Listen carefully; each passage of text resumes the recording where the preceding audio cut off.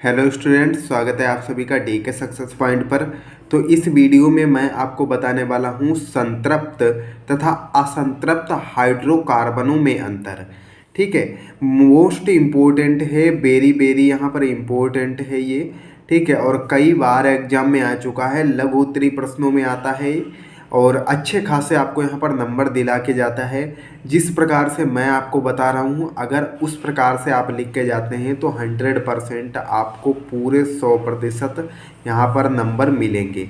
इसके बाद यहाँ पर जो बताया गया है, संतृप्त तथा असंतृप्त हाइड्रोकार्बनों में अंतर स्पष्ट कीजिए। इस प्रकार से आपका क्वेश्चन आ जाता है, या संतृप्त तथा असंतृप्त हाइड्रोकार्बनों में अंतर बताइए। तो आपको इस प्रकार से बताया जाता है, आपको यहाँ पर क्रमशः डालना है। जिस प्रकार से मैंने लिखा है उसी प्रकार से आप लिखिएगा इसे। ठीक है, और यहाँ पर बताया गया है कि संतृप्त हाइड्रोकार्बन और यहाँ पर असंतृप्त हाइड्रोकार्बन दोनों की यहाँ पर तुलना की गई है, या लिखा जाएगा कि संतृप्त तथा असंतृप्त हाइड्रोकार्बनों में तुलना कीजिए या तुलना कीजिए। इस प्रकार से आपका यहाँ पर प्रश्न आएगा, आपको पॉइंट 1 डालना है और यहाँ पर संतृप्त हाइड्रोकार्बन में लिखना है कि इनमें 2 कार्बन परमाणुओं के बीच एकल बंध होता है। ठीक है, एकल बंध का मतलब है कि आपको इस प्रकार से, जैसे कि CC है तो इस प्रकार से जो इनके बीच एक लाइन रहती है उसे एकल बंध कहते हैं। तो वो एकल बंध रहता है दो, अब 2 होंगे तभी तो एकल बंध बनेगा। ठीक है, और ये 2 जो परमाणु हैं इनके बीच जो एकल बंध है, 2 कार्बनों के बीच एकल बंध है, 2 ही के बीच एकल बंध बनेगा। तो इनमें बताया गया है कि इनमें 2 कार्बन परमाणुओं के बीच एकल बंध होता है। इसके बाद यहाँ पर असंतृप्त हाइड्रोकार्बन में बताया गया है कि इनमें 2 परमाणुओं के बीच द्विबंध त्रिबंध पाया जाता है। अब देखो, एकल बंध ये हो गया, द्विबंध इस प्रकार से आपको, जैसे कि ये एकल बंध हो गया। अब अगर इसके बीच अगर डबल बंध होता, द्विबंध होता तो इस प्रकार से होगा। अगर इन दोनों के बीच अगर त्रिबंध होता तो इस प्रकार से होता, 3 लाइनें होती बीच में। तो इस प्रकार से यहाँ पर बताया गया है कि इनमें 2 परमाणुओं के बीच द्विबंध और त्रिबंध पाया जाता है या त्रिबंध पाया जाता है। तो आप सीधे सीधे यहाँ पर आसानी के साथ में, यहाँ पर बहुत ही सिंपल है कि संतृप्त हाइड्रोकार्बन में 2 परमाणुओं के बीच, यहाँ पर देखो सेम टू सेम लिखा है।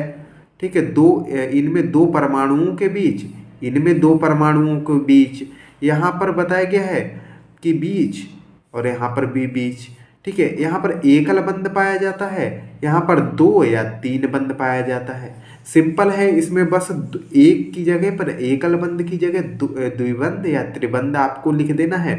बस आपका एक पॉइंट यहाँ पर क्लियर हो जाएगा। इसी प्रकार से आपको दूसरा पॉइंट लिखना है कि यह नीली ज्वाला के साथ जलते हैं। जो संतृप्त हाइड्रोकार्बन है वो नीली ज्वाला के साथ में यहाँ पर जलते हैं, और जो असंतृप्त हाइड्रोकार्बन है यह धुआंधार ज्वाला के साथ में जलते हैं।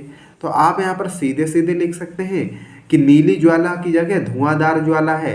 बस इसके अलावा कुछ नहीं लिखना है आपको, दूसरा पॉइंट भी आपका क्लियर हो जाएगा। बहुत ही सिंपल याद करना है, आप एक बार इसे अच्छे से समझ के याद करिएगा तो आपको आसानी से ये याद हो जाएंगे। तो यहाँ पर ये पॉइंट भी आपका क्लियर हो गया कि यह नीली ज्वाला के साथ में जलते हैं और यह धुआंधार ज्वाला के साथ में जलते हैं। इसके बाद यहाँ पर जो आपका तीसरा पॉइंट है वह है कि इनमें प्रतिस्थापन अभिक्रिया होती है। संतृप्त हाइड्रोकार्बन में प्रतिस्थापन की अभिक्रिया होती है, जबकि असंतृप्त हाइड्रोकार्बन में इनमें योगात्मक, जिसे संकलन कहते हैं, वो अभिक्रिया इसमें होती है।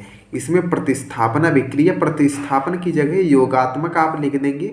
इसे आप नहीं भी लिखेंगे फिर भी एग्जामिनर समझ जाएगा।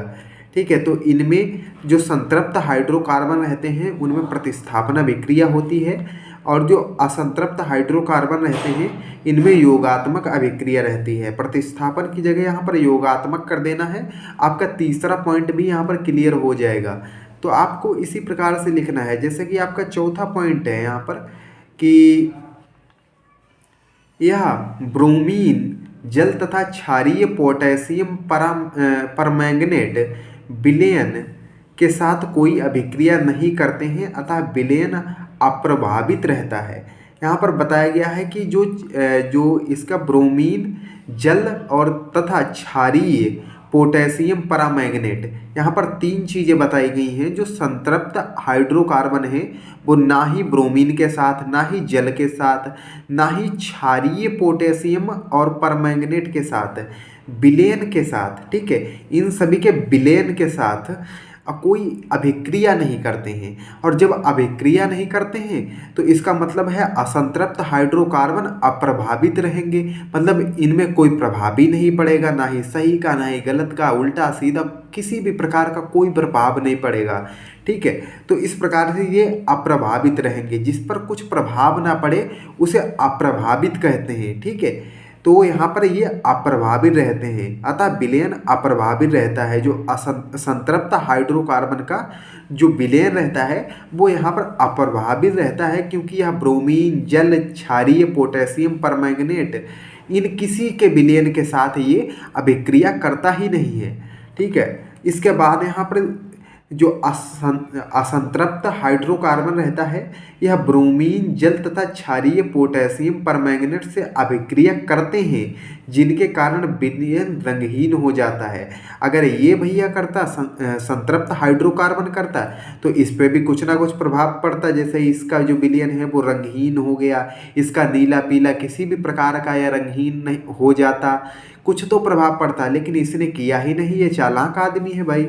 बट इसमें क्या है कि इसमें ये अभिक्रिया कर लेता है, ये ब्रोमीन जल और क्षारीय पोटेशियम परमैंगनेट से अभिक्रिया कर लेता है।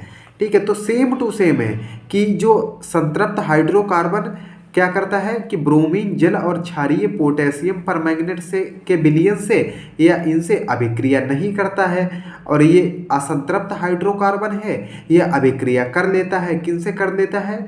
ब्रोमीन जल और क्षारीय पोटेशियम परमैंगनेट से अभिक्रिया कर लेता है, और जिसके कारण इसका विलयन रंगहीन हो जाता है और यह अभिक्रिया नहीं करता है, इसलिए इस पे कोई प्रभाव नहीं पड़ता या ये अप्रभावित रहता है। तो इस प्रकार से आपका चौथा पॉइंट भी क्लियर हो जाएगा। अब पांचवा पॉइंट आपका देख लेते हैं। तो पांचवा पॉइंट है यह असंतृप्त हाइड्रोकार्बनों की अपेक्षा कम अभिक्रियाशील होते हैं। ठीक है, तो यहाँ पर सीधे सीधे बात कहा गया है कि जो असंतृप्त हाइड्रोकार्बन है अर्थात ये वाले, ठीक है, ये वाली लाइन है असंतृप्त हाइड्रोकार्बन की, ये है संतृप्त हाइड्रोकार्बन की, इनकी अपेक्षा ये कम अभिक्रियाशील होते हैं। ठीक है, अगर ये कम अभिक्रियाशील हैं तो इसका मतलब क्या है कि ये वाले ज़्यादा अभिक्रियाशील होंगे, अर्थात संतृप्त हाइड्रोकार्बन असंतृप्त हाइड्रोकार्बन की अपेक्षा अधिक कम अभिक्रियाशील है। तो इसका मतलब है संतृप्त हाइड्रोकार्बन की अपेक्षा असंतृप्त हाइड्रोकार्बन अधिक अभिक्रियाशील होंगे। जैसे कि यहाँ पर बताया गया है कि यह असंतृप्त हाइड्रोकार्बन की अपेक्षा या उनकी तुलना में, इनकी तुलना में अर्थात इनकी तुलना में यह असंतृप्त हाइड्रोकार्बन की अपेक्षा कम अभिक्रियाशील होते हैं। तो इस प्रकार से आपको यहाँ पर लिखना है पांचवा पॉइंट। इसी के अपोजिट में संतृप्त असंतृप्त हाइड्रोकार्बन क्या है? यह संतृप्त हाइड्रोकार्बनों की अपेक्षा अधिक अभिक्रियाशील होते हैं। तो इस प्रकार से आपका ये पांचवा पॉइंट भी यहाँ पर क्लियर हो जाएगा। इसके बाद जो आपका नेक्स्ट पॉइंट रहेगा वो यहाँ पर रहेगा उदाहरण। ठीक है, तो आपको उदाहरण जैसे दे देना है, जैसे कि संतृप्त हाइड्रोकार्बन के उदाहरण कौन है? मेथेन है, एथेन है। मेथेन का सूत्र क्या रहता है? CH4 रहता है। एथेन का क्या रहता है? C2H6 रहता है। इसके बाद असंतृप्त हाइड्रोकार्बन का जो उदाहरण क्या है? एथिलीन है, एसिटिलीन है। एथिलीन का सूत्र क्या है? C2H4 है, और एसिटिलीन का सूत्र क्या है? C2H2 है। तो इस प्रकार से आप संतृप्त और असंतृप्त हाइड्रोकार्बन के बीच अगर अंतर बताएंगे तो आपका एक भी नंबर यहाँ पर नहीं काटा जाएगा, आपको फुल नंबर यहाँ पर दिए जाएंगे। आई होप आप सभी को ये वीडियो अच्छा लगा होगा। अगर वीडियो अच्छा लगा है तो कमेंट में लिख के बताइए, और चैनल पे पहली बार आए हैं तो चैनल को सब्सक्राइब कर दीजिए, बेल आइकन को प्रेस कर दीजिए, वीडियो को लाइक नहीं किया है तो लाइक कर दीजिए। ताकि नेक्स्ट जो हमारी वीडियो आए वो आपको यहाँ पर मिलती रहे। मिलते हैं नेक्स्ट वीडियो में, तब तक के लिए जय हिंद, जय भारत, वंदे मातरम।